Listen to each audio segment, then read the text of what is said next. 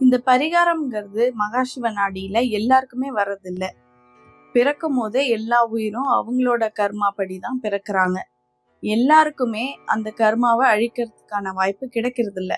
நம்ம மகாசிவ நாடியை பார்த்து அதுல என்ன நமக்கான குறிப்பிட்ட பரிகாரங்களோ இல்ல நம்ம என்ன செய்யணும் அடுத்தது அப்படிங்கிற விஷயங்களோ நமக்கு கிடைக்கும் போது அதை வச்சுட்டு நம்ம சரியான இப்ப ஒரு பர்சன் இருக்காங்கன்னா அவங்களோட குறிப்பிட்ட ஓலையில அவங்களுக்கு என்ன பரிகாரம் சொல்லியிருக்கோ அதை செஞ்சாங்கன்னா அவங்களோட கர்மா அவங்களுக்கு அப்பவே சரியாகுது.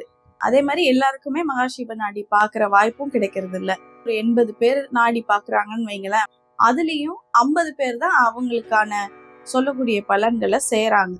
நம்மளோட இயற்கை எப்படி நம்மள கூப்பிட்டுட்டு போகுதோ அதன்படி நம்ம நடந்துக்கிட்டா எல்லாருக்கும் நல்லது செஞ்சுக்கிட்டு நிறைய தர்மத்தின் வழியில நம்மளும் இருந்தா எல்லாருக்கும் கர்மா அவ்வளவா அஃபெக்ட் பண்றது இல்ல. எல்லாருமே பரிகாரம் பண்ணணுங்கிற அவசியமும் இல்லை.